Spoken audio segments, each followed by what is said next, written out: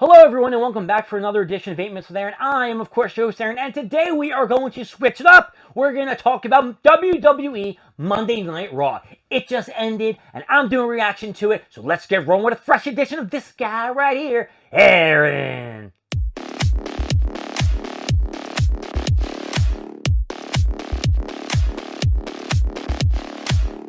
Normally, I don't like to do reviews after watching wrestling because I don't think I have a lot of time. Now, this WWE Raw tonight did have one thing that was lacking, and that was CM Punk. CM Punk, since returning, has been used sporadically throughout Monday Night Raw and SmackDown. I don't think they're using him enough. I tune in to see CM Punk. The old product is kind of like, but beggars can't be choosers, right? I guess I just gotta get him when I can see him. So Monday Night Raw started off with a promo segment with Cody Rhodes. He was interrupted by Drew McIntyre, and they had a little back and forth about who was going to win the Royal Rumble, who was going to lead themselves into WrestleMania. It's just the same thing from Drew McIntyre every week, and I love it. Drew McIntyre needs to be the heel that he is, and I cannot stand Cody Rhodes. I don't really care about him finishing his story at WrestleMania. I don't care if he faces Roman Reigns. To be honest with you, I don't really care about Cody, and that's what I want to talk about. The first match, it was a DIY versus Judgment Day, Dominic Mysterio, and JD McDonough. And of course, what happens? DIY wins. JD McDonough is going to be on a constant losing streak because I think it's just going to tie in with everything that's going in with the R-Truth angle.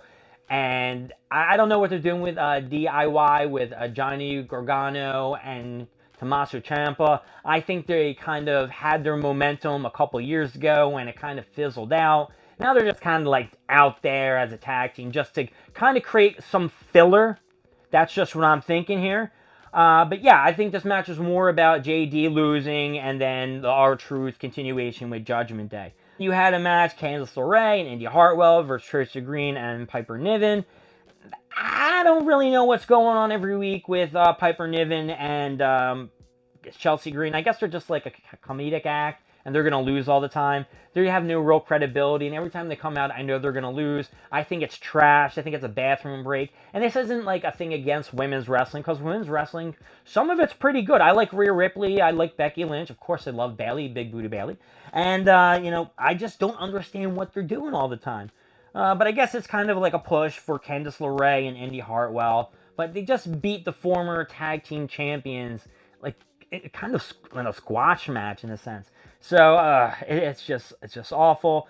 And then you had, of course, the return of Gunther, introduced by Ludwig Kaiser. Of course, you know the other guy, what's his name, Giovanni, is out due to an injury where Kofi Kingston accidentally, drop kicked him in the face when he jumped off the top rope.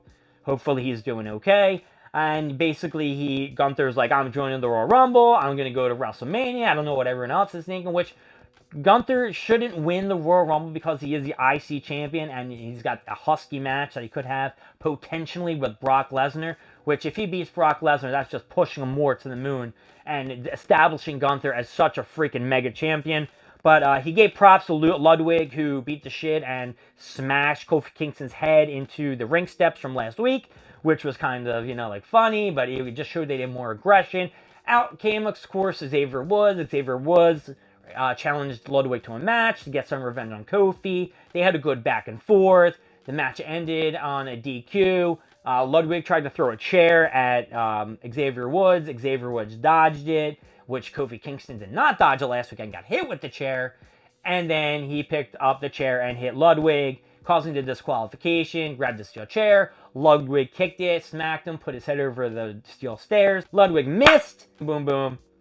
That match, or that turn of events is not over. I'm sure they will fight again. It's just going to lead to when, I guess, Giovanni comes back, and then we'll lead to the tag team match with Kofi Kingston on his eventual return. He's not really injured. It's all part of the act. And then we had the in-ring segment with Rhea Ripley, which was really cool because Rhea Ripley is great. I think she's beautiful. I think she's a freaking terrific champion, or I should call her mommy. And she did a fantastic job on the mic. Out came Becky Lynch. Becky Lynch is, sharing her accolades and saying that they came from the same place and that she was jealous and she believes that Rhea Ripley is the better wrestler. And then Rhea Ripley said, I hope I see you at WrestleMania, and I hope you win the Royal Rumble. I think I kind of fell flat. There could have been a little bit more oomph to it. And I'm not even sure if she should have said, I'll see you at WrestleMania at the end. She should have said, I'll see you at the Royal Rumble and then at WrestleMania if you win. But I don't want that to be like a little hint that maybe Becky Lynch is going to win. But I want Bayley to win the Women's Royal Rumble. So, crossing my fingers, baby. And then we had a match that was between Zoe Stark and Sonya Blazer. Sonya Blazer. The next match we had was Tony Stark and fucking, what the fuck is her fucking name? Okay, and then when the next, oh my god. And then when there was a couple of segments earlier in the night with Damian Priest and R-Truth, where Damian Priest was like, yeah, we have a match tonight with you and The Miz, but I don't want you to tag in. And R-Truth was like, all right. Now, R-Truth right now is the #1 merch seller in the WWE. So he gave like a stack of money to Damian Priest in the beginning, and then Damian Priest went back to Judgment Day, and he's like, I don't know about, R-Truth, he's actually doing pretty good. He's like, look at all this money he's been bringing in, and everyone's like, oh shit, if he's bringing in money, maybe we should bring him in.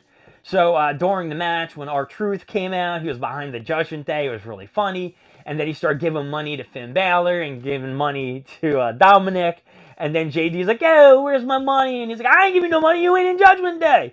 So that's continuing on, and I'm not going to explain through the match. Basically, R-Truth did a lot of goofy stuff. It was really funny. Ended up, Damian Priest turned on him. R-Truth thought he was his friend. Gave him a big choke slam, and Finn Balor pinned him. 1, 2, 3. That was it. And then the final match was Seth freaking Rollins versus my boy. He's not really my boy. Jinder Mahal. Now, Jinder Mahal did an awesome promo. I think I might have mentioned a couple days ago.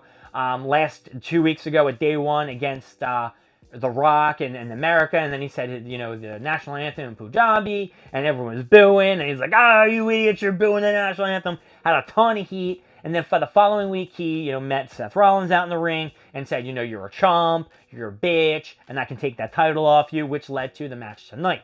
Now, the match was it was not perfect. It was not intense. A lot of punching, a lot of holds, a lot of Damian Priest came out with the Money in the Bank briefcase. It was teasing to go, cash it in.